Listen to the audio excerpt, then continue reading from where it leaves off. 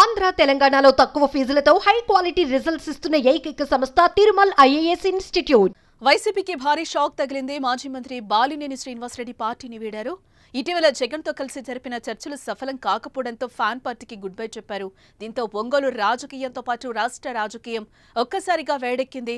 ఎందుకంటే బాలినేని కేవలం YCP party నేత కాదు, వైఎస్ కుటుంబానికి దగ్గర బంధువు కూడా. అలాంటి బాలినేని పార్టీకి రాజీనామా చేయడం ఇప్పుడు రాజకీయ వర్గాల్లో సంచలనంగా మారిందని చెప్పుకోవచ్చు. గతంలో నుంచి కూడా బాలినేని పార్టీ వీడతారనే ప్రచారం జరుగుతూ ఉన్నా ఎక్కడా అలా జరగదనే అంతా భావించారు. కానీ జగన్ కు బాలినేని మాత్రం షాక్ ఇచ్చారు.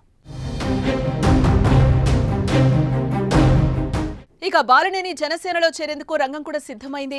గురువారం జనసేన పార్టీ అధినేత పవన్ తో బాలినేని భేటీ కానున్నట్లుగా సమాచారం. మంగళవారం నాగబాబు బాలినేని మధ్య భేటీ జరిగింది. 1-2 సార్లు పవన్ కళ్యాణ్ తో బాలినేని ఫోన్లో కూడా మాట్లాడారు. ఆ తర్వాత పవన్ కళ్యాణ్ గ్రీన్ సిగ్నల్ ఇవ్వడంతో బాలినేని హడావుడిగా వైసీపీకి రాజీనామా చేసినట్లుగా తెలుస్తోంది. గురువారం తనను కలవాలని పవన్ కళ్యాణ్ సూచించడంతో బాలినేని బుధవారం రాత్రికే విజయవాడ చేరారు. గురువారం పవన్ తో భేటీ అనంతరం అధికారికంగా జనసేనలో చేరే తేదీని వెల్లడిస్తారని పొలిటికల్ వర్గాల్లో జోరుగా చర్చ అయితే నడుస్తోంది.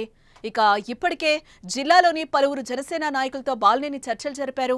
ఆయన రాకను వ్యతిరేకిస్తున్న జనసేన జిల్లా అధ్యక్షుడు రియాజ్, ఇతర నాయకులపై అసంతృప్తిగా ఉన్న నేతలు, కార్యకర్తలు బాలినేని చెంతకు చేర్చుకున్నారు. మరోవైపు పవన్ కళ్యాణ్ ను ఒంగోలు ఎమ్మెల్యే దామచర్ల జనార్దన్ బుధవారం కలవడం ఆసక్తిని రేపింది. ఎమ్మెల్యే దామచర్ల బాలినేని మధ్య బహిరంగంగా సవాళ్లు ప్రతి సవాళ్లు కొనసాగుతూ ఉన్నాయి. ఈ క్రమంలోనే పవన్ తో భేటీ కావడం ఇప్పుడు చర్చనీయాంశమైంది. బాలినేని మంత్రిగా ఉన్న సమయంలో అక్రమాలు చేశారు. జిల్లా జనసేన అధ్యక్షుడు రియాజ్ తో పాటు ఎమ్మెల్యే దామరచర్లలు సీఎంను కలిసి ఫిర్యాదు చేశారు. ఇప్పుడు ఆయన జనసేనలోకి వస్తూ ఉండటాన్ని కూడా వ్యతిరేకిస్తున్నారు. తాజా పరిణామాల నేపథ్యంలో ఒంగోలు పాలిటిక్స్ హాట్ గా నడుస్తున్నాయి. మరి ముందు ఏం జరుగుతుందో చూడాలి మరి.